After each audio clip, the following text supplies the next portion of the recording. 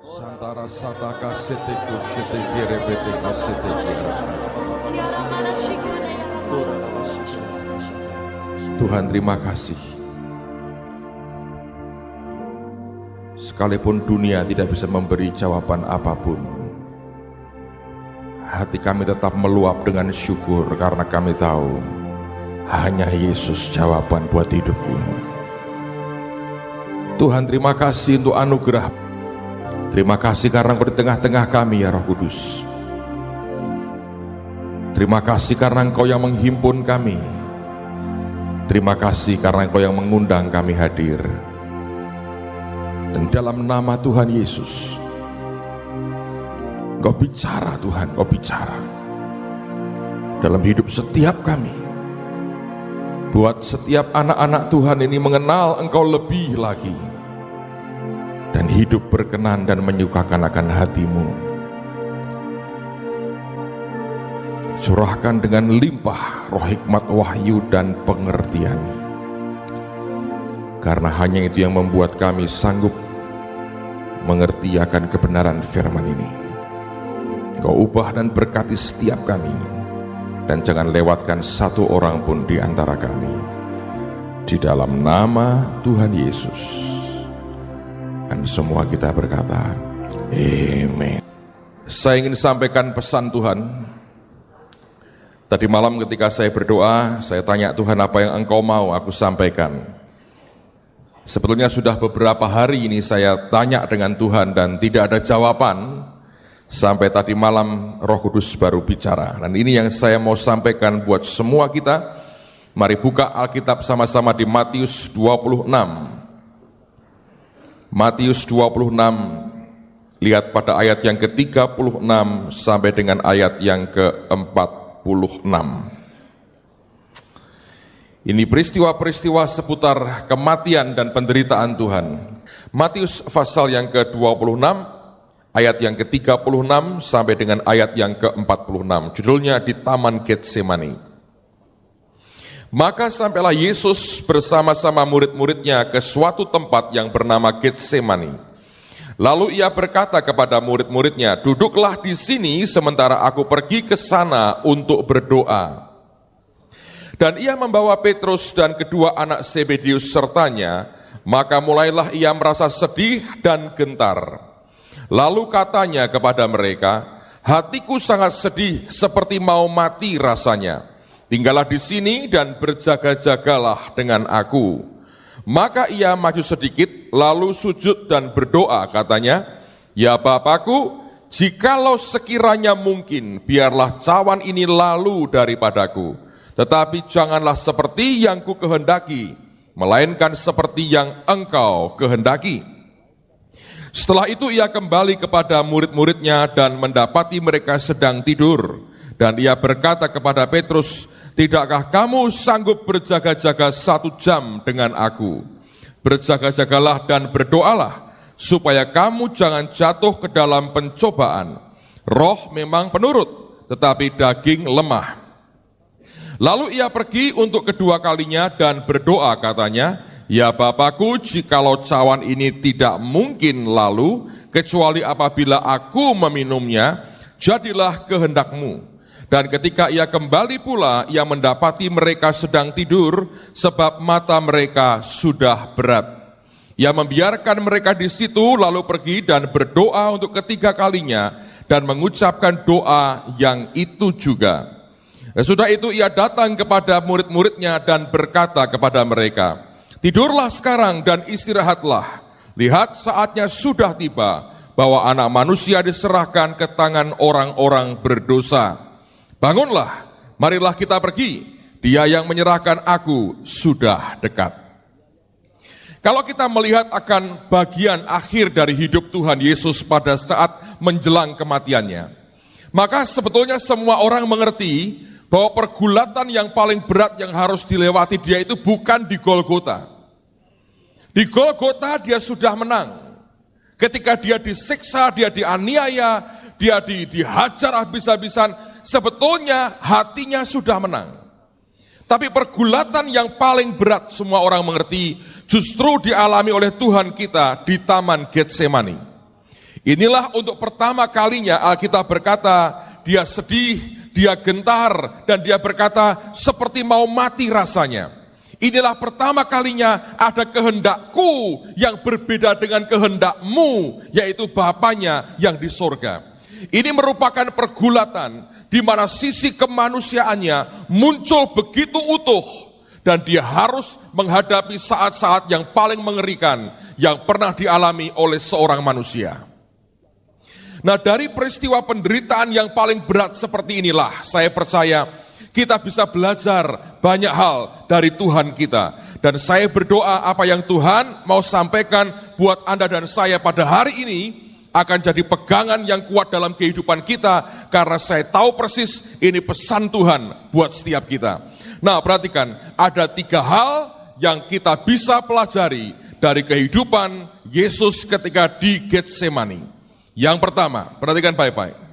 Lihat bahwa ketika dia menghadapi persoalan yang begitu berat, Anda dan saya tadi menyanyikan lagu tadi, hanya Yesus jawaban hidupku. Kenapa dia bisa jadikan jawaban? Oleh karena ketika menghadapi pergumulan yang paling mengerikan ini, dia sudah lewati dengan kemenangan yang tuntas. Karena itulah dia bisa memberikan jawaban dan dirinya sendiri sebagai jawaban. Nah, lihat sekarang, hal yang pertama, kalau kita belajar lewat pergulatan dari Yesus ini, maka yang pertama kita bisa pelajari adalah, lihat bahwa orang ini, hidupnya itu makin lama itu makin menyerah. Penyerahannya kepada Bapa itu luar biasa. Anda tanya, dari mana Pak bisa mengerti? Coba lihat 2 ayat sebagai pembanding. Ayat yang ke-39 dan ayat 42. Coba perhatikan. Seringkali orang Kristen tidak membaca dengan teliti. Tapi saya juga berkata, kalau Roh Kudus tidak mencelekkan mata kita, tetap tidak juga kita bisa mengerti. Tapi lihat dulu. 39. Maka ia maju sedikit, lalu sujud dan berdoa katanya. Perhatikan katanya ini. Ya Bapakku, jikalau sekiranya mungkin. Nah, perkataan ini mengatakan ini. Ini yang aku inginkan. Perkataan yang mengatakan jikalau sekiranya mungkin, itu keinginannya dia di depan, saudara. Doa pertama dia berkata, jikalau sekiranya mungkin. Artinya, kemungkinan ini yang masih dia perjuangkan. Yang di depan ini yang mungkin yang dia inginkan. Nah, kemungkinan yang dia mau perjuangkan itu nampak sekali di doa yang pertama. Jikalau sekiranya mungkin. Tapi doa yang kedua dan ketiga sudah berbeda.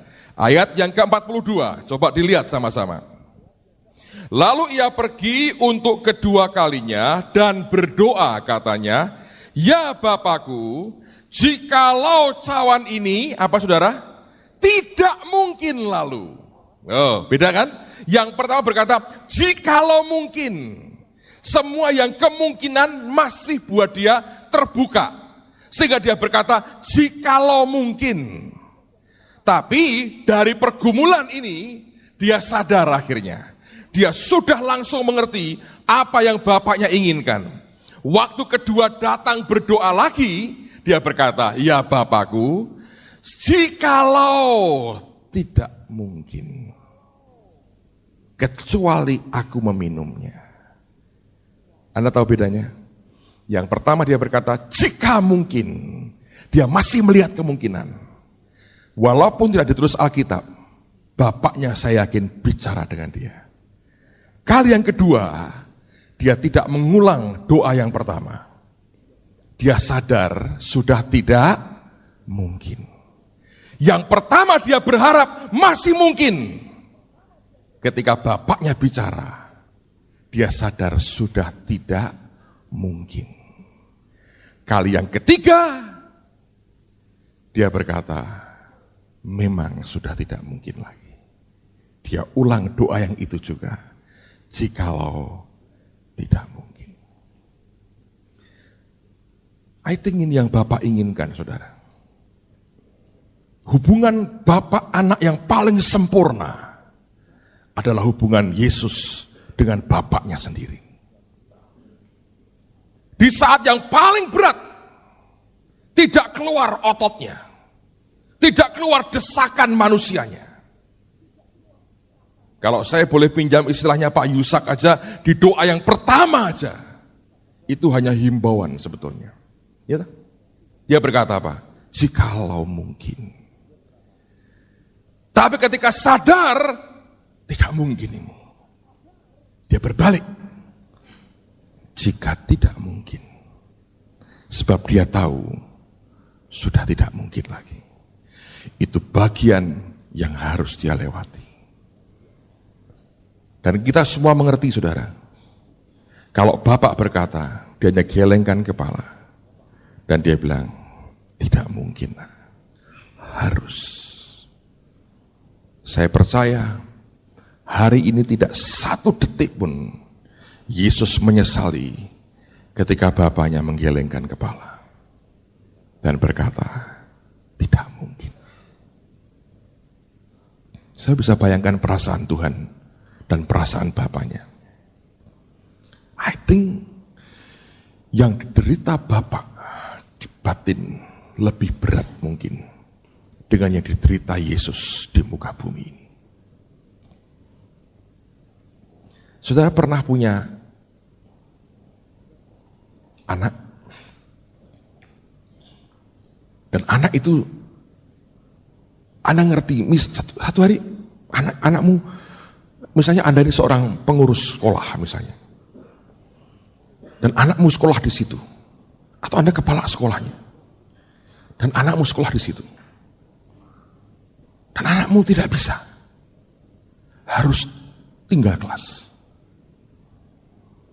Malam sebelum rapat penentuan, anakmu datang kepada Anda. Dia bilang, Papa, aku malu, Pak. Badanku paling besar. Tolong aku, Pak. Papa kan kepala sekolah. Ngomong sedikit sama guruku. Angkat sedikit, Pak. Jangan 4,5, 5, Pak. Aku naik. Papanya lihat semua rapotnya. Sebelumnya, lihat hasil ulangannya. Coba saya mau tanya pada saudara. Berat tidak saat engkau berkata, tidak mungkin. Anda tahu engkau sedang menghancurkan hatinya demi kebaikannya. Bapak bukan untuk kebaikan Yesus, saudara. Untuk kasihnya dinyatakan kepada kita. Bayangin seorang ayah harus menutup mata ketika anaknya hampir tenggelam dan teriak, Papa tolong. Dan dia berkata, gak mungkin. Ngeri. Tapi Bapa di surga lakukan buat kita. Dan Yesus sadar, dia dilahirkan untuk mati, saudara. Saya pikir ini waktu-waktu yang paling baik. Kita belajar menyerah. Kalau dengan Yesus saja, Bapak pernah berkata tidak mungkin. Jangan pernah kecewa ketika dengan kita juga kadang-kadang dia berkata, tidak bisa. Anda merengek, Anda minta, Anda teriak, Anda klaim. Dengan sedih dia hanya gelengkan kepala. I can't. Aku gak bisa. Tapi kalau engkau cukup sabar, tunggu sampai kesudahannya. Satu hari engkau tersungkur dan berkata, terima kasih Bapa. Engkau pernah gelengkan kepalamu ketika aku minta kepadamu sesuatu. Amen, saudara. Yesus sadar, sudah tidak mungkin lagi dilewati. Pertama dia datang, jikalau mungkin. Tapi orang ini luar biasa. Akhirnya dia berkata, jikalau tidak mungkin. Saya berdoa dalam hidup kita, saudara. Kita utuh seperti dia. Boleh awal-awal engkau berkata, jika mungkin. Tapi pada saat tertentu, setelah engkau bergumul dalam doamu, engkau sadar, engkau berani juga berkata, Jika tidak mungkin, ya biar kehendak-Mu yang jadi. Amen, saudara. Hal yang kedua, lihat bahwa dia berdoa 3 kali. Dan doa yang menyerah seperti ini, sebetulnya menciptakan, membangun sesuatu yang sangat-sangat menyempurnakan hidup kita. Anda tanya, maksudnya apa, Pak? Perhatikan baik-baik. Setiap kali Yesus berdoa, ada sesuatu akibat yang timbul oleh karena penyerahannya. Ngerti ya? Setiap kali penyerahan itu terjadi, setiap kali orang itu menyerah dan makin lama makin menang, itu akibatnya dia bereaksinya kepada orang lain berbeda. Nah, mari kita lihat, saya tunjukkan 3 bukti. Ayat yang ke-40, kita lihat dulu. 39 sahabat, 39 dulu. Lalu katanya kepada mereka, hatiku sangat sedih seperti mau mati rasanya. Tinggallah di sini dan berjaga-jagalah dengan aku, 38 itu ya. Maka ia maju sedikit lalu sujud dan berdoa, katanya, ya Bapakku, jikalau sekiranya mungkin, biarkanlah cawan ini lalu daripadaku, tapi janganlah seperti yang ku kehendaki, melainkan seperti yang Engkau kehendaki. Selesai dia berdoa. Lihat ayat berikutnya. Setelah itu ia kembali kepada murid-muridnya dan mendapati mereka sedang tidur. Dan ia berkata kepada Petrus, yang diajak ngomong Petrus ini, tidakkah kamu sanggup berjaga-jaga 1 jam dengan aku?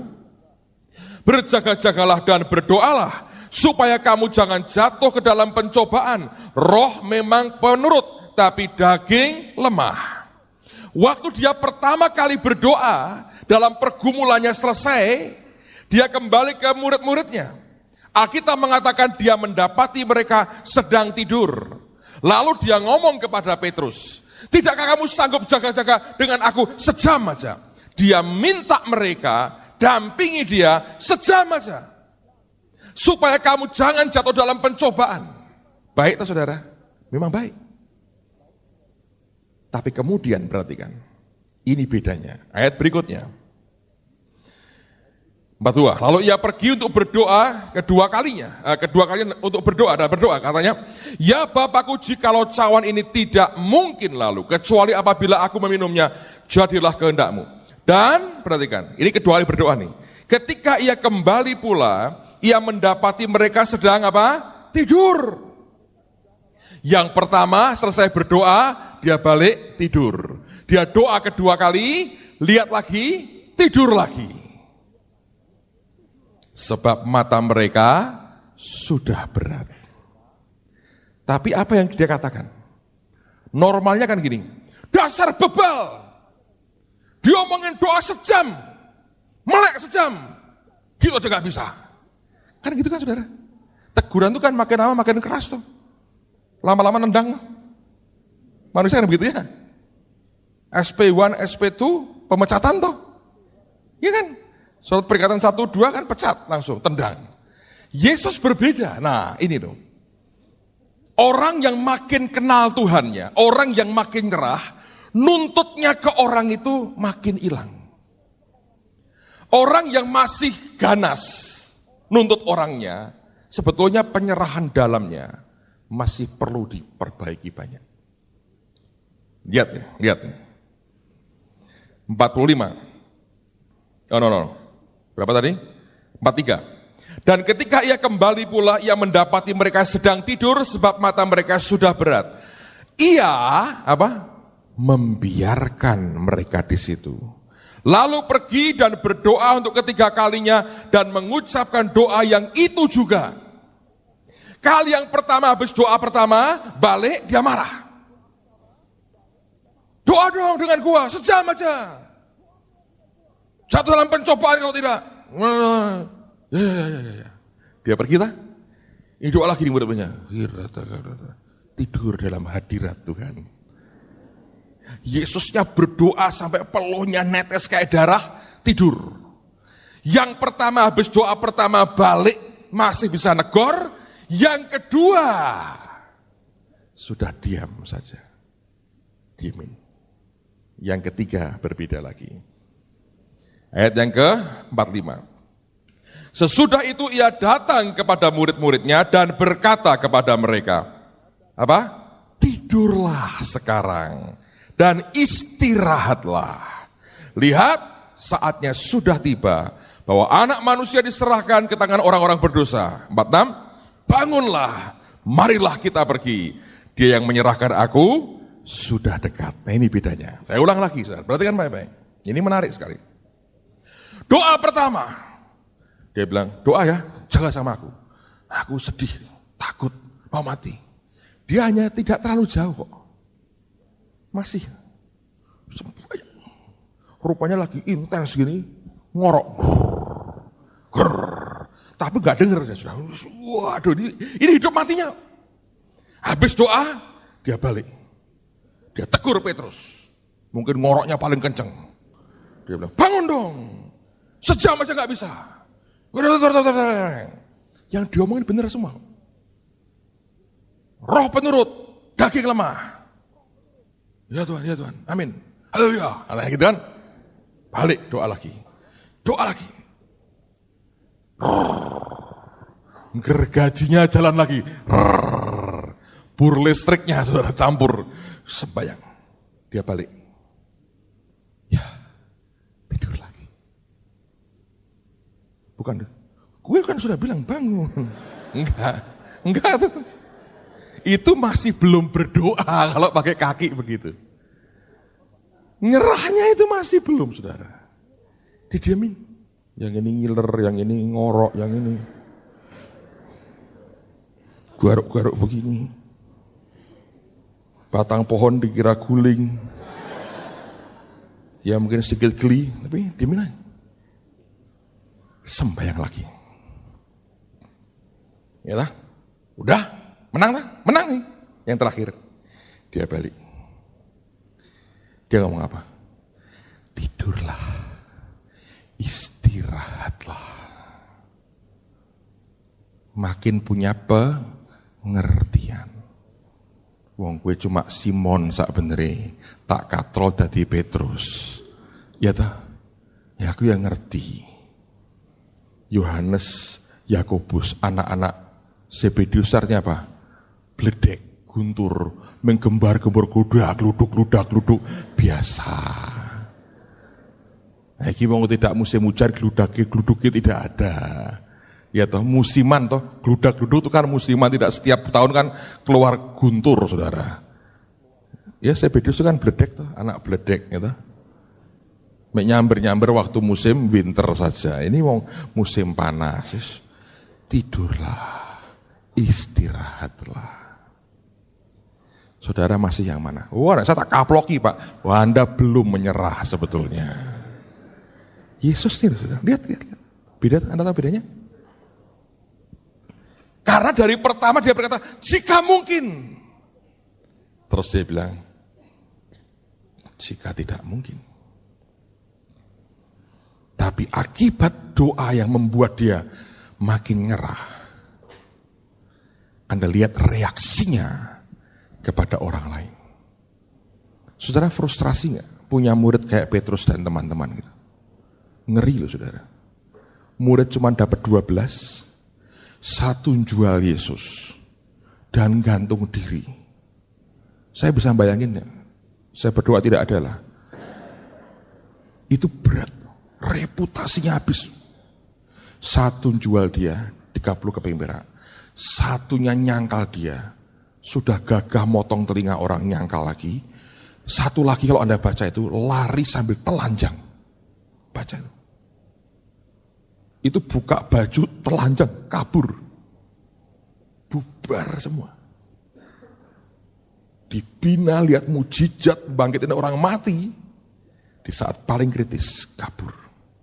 Frustrasinya. Diajak sembayang, ngorok, ngiler, ngempong. Kira-kira menurut saya. Tapi ini orang luar biasa. Jadi rupanya ya, Anda kalau makin nyerah dengan Tuhan, pengertianmu kepada orang lain pun berbeda. Dan yang terakhir lebih hebat lagi. Dia bilang apa? Tidurlah, istirahatlah. Terus dia bilang, bangun. Dia kuatkan dia lagi. Ayo pergi. Diajak gerak lagi. Nah itu Yesus, saudara. Makanya tidak salah. Dia jawaban atas segala hidup kita. Amen, saudara. Hari-hari ini, mari belajar seperti hidupnya Yesus. Saudara di mana? Saya masih begini. Nah itu baru jikalau mungkin. Tapi kalau sudah berkata jikalau tidak mungkin, saudara tidak akan, minimal Anda diam. Tidak, nggak ada lagi. Tapi Anda makin menyerah, Anda menang melawan daging. Anda bisa ngerti orang lain. Amin, kesel bihi. Matanya sudah berat toh. Sadar. Terus dia bilang, bangkit. Mari kita pergi. Amen, saudara. Yang terakhir, yang ketiga. Dengerin ya. Yesus pertama yang tegur siapa? Petrus kan? Petrus. Yang ketiga begini. Saudara, ini istilah tanda petik ya. Kalau tidak mau doa 3 kali, Anda akan kalah 3 kali. Kalau Anda tidak doa 3 kali, kalah 3 kali. Diajak sembahyang 3 kali, tidur 3 kali. Petrus, lihat apa yang terjadi. Matius 26, lihat mulai ayat 69. Anda tahu ceritanya? Petrus menyangkal Yesus. Nah sekarang saya tunjukkan, kalau Yesus makin lama makin indah, ini makin lama makin kalap. Tidak mau sembahyang, tidak mau nyerah dengan Tuhan. Lihat apa yang terjadi. Matius 26 kita baca ayat 69 sampai 75. Sementara itu Petrus duduk di luar di halaman, maka datanglah seorang hamba perempuan kepadanya. Katanya, engkau juga selalu bersama-sama dengan Yesus orang Galilea itu. Tapi ia menyangkalnya di depan semua orang, katanya, aku tidak tahu apa yang engkau maksud. Ketika ia pergi ke pintu gerbang, seorang hamba lain melihat dia dan berkata kepada orang-orang yang ada di situ, orang ini bersama-sama dengan Yesus, orang Nazaret itu. Dan ia menyangkalnya pula dengan bersumpah, aku tidak kenal orang itu. Tidak lama kemudian orang-orang yang ada di situ datang juga kepada Petrus dan berkata, pasti engkau juga salah seorang dari mereka itu. Nyata dari bahasamu. Maka mulailah Petrus mengutuk dan bersumpah, aku tidak kenal orang itu. Dan pada saat itu pun berkokoklah ayam. Maka teringatlah Petrus akan apa yang dikatakan Yesus kepadanya. Sebelum ayam berkokok, engkau telah menyangkal aku berapa? 3 kali. Lalu ia pergi keluar dan menangis dengan sedihnya. Nah, diajak sembahyang 3 kali tidak mau, kalah 3 kali. Dan ketiganya itu bertahap, makin parah, makin kalap. Ayat 70 kalau Anda baca, kita mengatakan dia hanya menyangkal. Dia bilang, aku tidak tahu yang kamu ngomongin itu apa. Dia menyangkal. Ayat 72, dia menyangkal dan bersumpah. Mantap, saudara. Nggak cuma nyangkal, sumpah. Makin baik atau makin buruk, saudara? Buruk tuh. Yesus dari negur, mendiamkan, terus mengerti. Petrus dari menyangkal, kurang mantap. Menyangkal dan sumpah. Ayat 74, maka mulailah Petrus apa? Mengutuk dan bersumpah. Makin lama makin kalap, saudara. Anda bisa bayangin. Dari nyangkal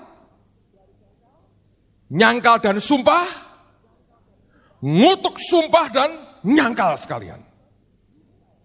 Makin naik grade-nya. Grade kalapnya, saudara. Anda ngerti? Diajak sembahyang, tidak mau. Dia lebih membelain dagingnya. Akhirnya waktu saatnya tiba. dia kalah 3 kali. Setiap kali kita gagal untuk mengikuti apa yang diperintahkan Tuhan, konsekuensi harus ditanggung. Hari ini gereja mengenang, memperingati, beribadah berkaitan dengan kematian dan sengsara Tuhan kita. Saya berdoa firman singkat yang saya sampaikan hari ini akan membuat kita semua tercelik bahwa ada banyak hal yang harus kita kerjakan, yang harus kita tuntaskan dalam kehidupan kita. Saudara, renungkan ini. Renungkan aja apa yang sedang dan Tuhan sudah sampaikan buat saudara. Di mana posisimu hari ini? Apakah engkau seperti Yesus yang makin lama makin mengerti orang lain, makin menerima orang lain, tanpa menuntut apapun dari orang itu? Apakah engkau seperti Petrus, yang makin waktu makin tambah buruk, makin tambah buruk, makin tambah buruk? Inti dari semuanya ini adalah penyerahan dirimu kepada Tuhan. Saya berdoa, Tuhan berikan kita hati yang mau menyerah. Saya beritahu saudara ya, apa yang kita terima dari Tuhan seringkali beda dengan yang dunia ajarkan. Dunia ngajar kita untuk ngotot, tapi di depan Tuhan jangan ngotot saudara, gak ada gunanya. Yesus berkata jikalau mungkin, tapi dia berubah dengan berkata jikalau tidak mungkin. Dan rupanya itu berarti begitu banyak buat kehidupan kita. Penyerahan yang dia tunjukkan di Getsemani 2000 tahun lalu membuat hari ini kita semua jadi orang-orang yang merdeka. Amen saudara. Tutup Alkitabmu dan arahkan hatimu ke Tuhan yang baik. Tuhan terima kasih. Engkau jawaban buat hidup kami Tuhan. Engkau jawaban buat hidup kami. Terima kasih Bapa. Yesus jawaban dalam hidupku.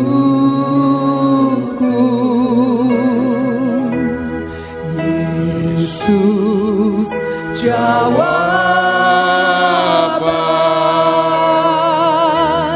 yang ku perlu. Tabib pembaptis, Tabib pembaptis, juru selamatku, juru selamatku. Oh haleluya, harapanku.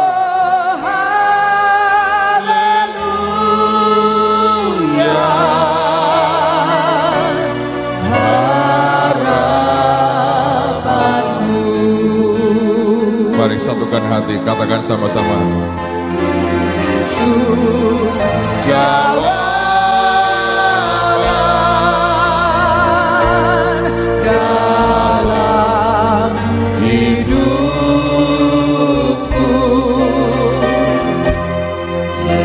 Yesus jawaban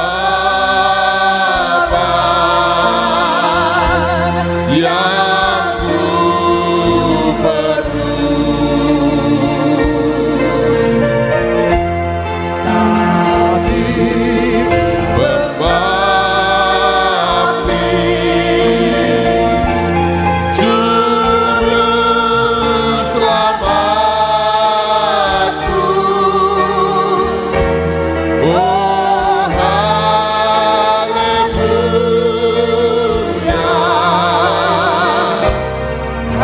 harapanku. Katakan lagi, keluar dari hati. Yesus jawaban dalam hidupku.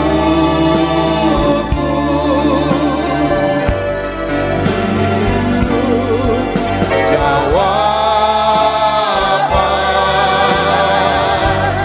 yang ku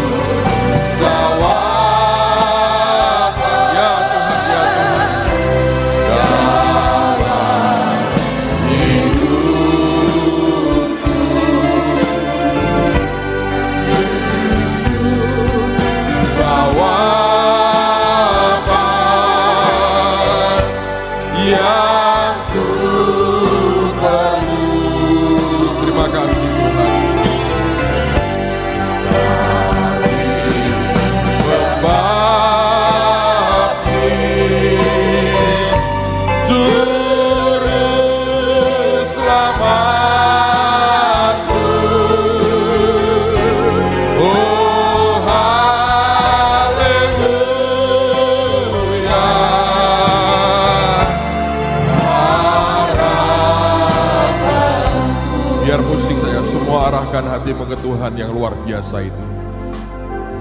Izinkan beberapa saat ini firman-Nya itu melayani Anda lagi, untuk menempatkan dirimu di tempat yang Tuhan lihat. Tapi biar setiap kita punya kerinduan berkata, Tuhan, aku mau seperti Engkau ya Yesus. Dalam hubunganku dengan Bapa, aku pun bisa menerima pada saat Bapa berkata, tidak mungkin.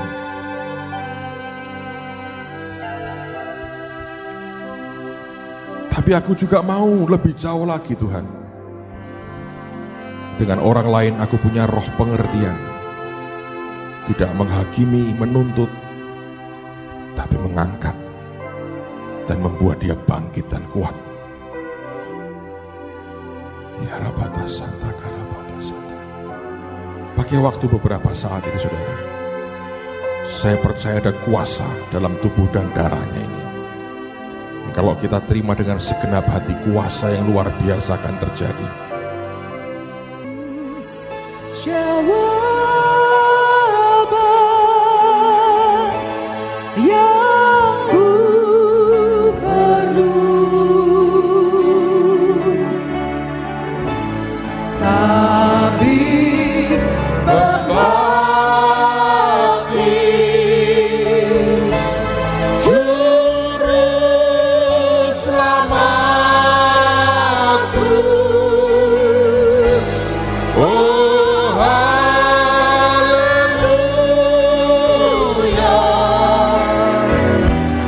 harapanku. Dan apa yang sudah Engkau tanggung, kami tidak perlu lagi menanggungnya Tuhan. Engkau sudah berseru, sudah selesai.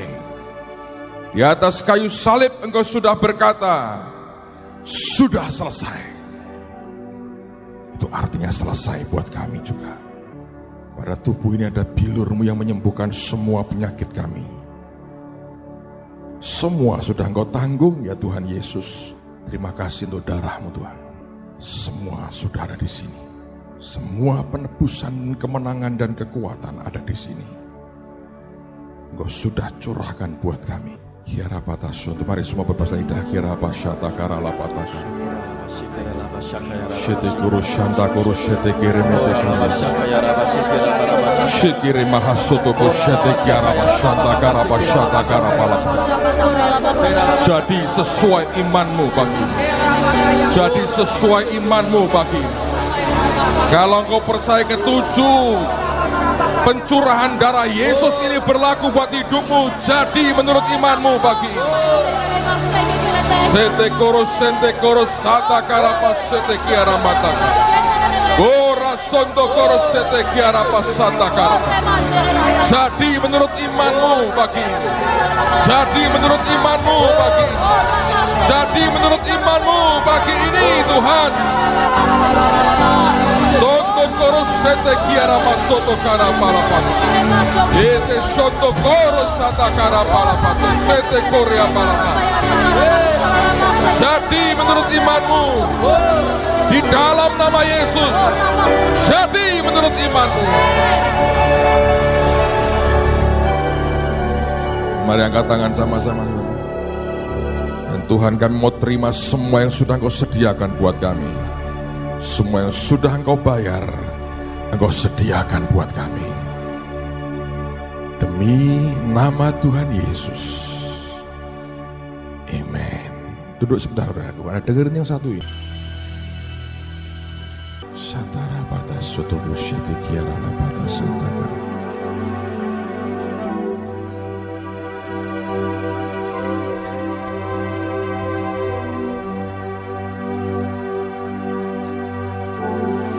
Berterima kasih untuk apa yang sudah Tuhan berikan buat kita.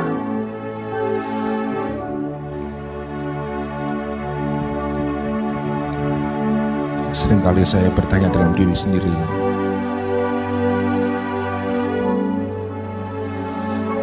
di mana saya akan ada hari ini?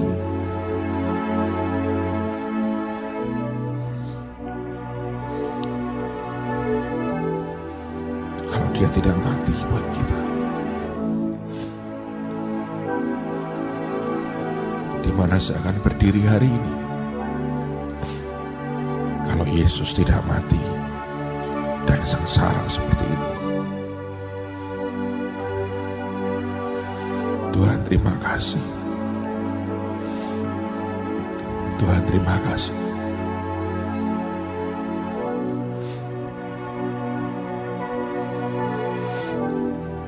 Thank you Lord.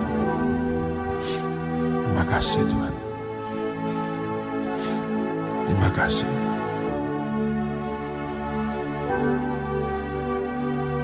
Ucap syukur kepada Dia, saudara.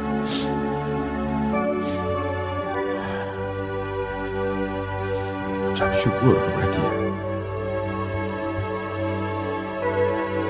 Ucap syukur.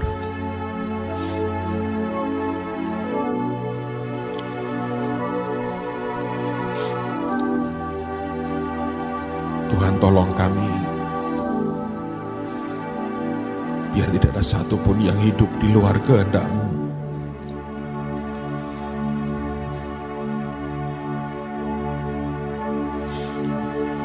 Kami dibayar sudah begitu mahal.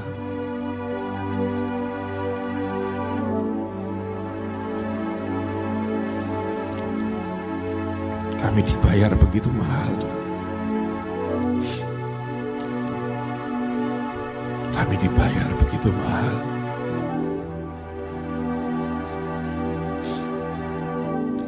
Makasih Tuhan.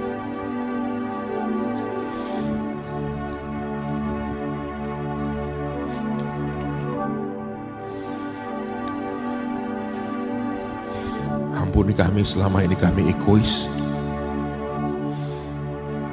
Kami seringkali anggap murah pengorbanan-Mu. Kami hidup mementingkan diri kami sendiri. Kami tumpuk semua untuk hidup kami sendiri. Kami tidak peduli lagi. Ya, pagi ini hamba berdoa Tuhan, beri kasih akan jiwa-jiwa seperti yang Kau miliki, seperti kasih yang Kau demonstrasikan buat kami.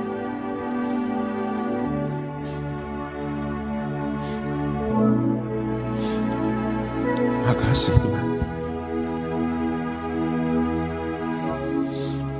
Makasih Tuhan. Makasih Tuhan Yesus.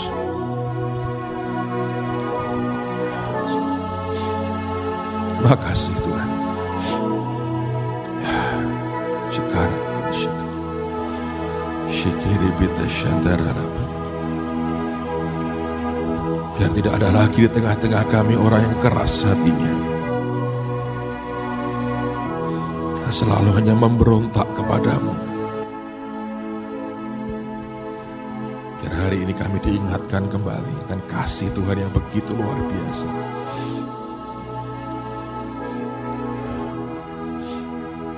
Terima kasih Tuhan.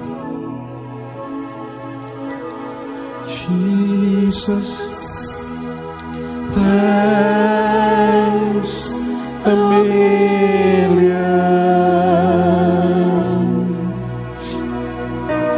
Jesus, thanks a million. Jesus, thanks a million for all that you have done. Terima kasih. Jesus, thanks a million.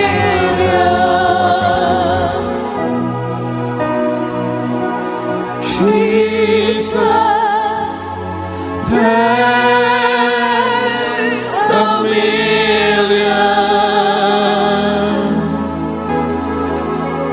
Jesus, thanks a million for all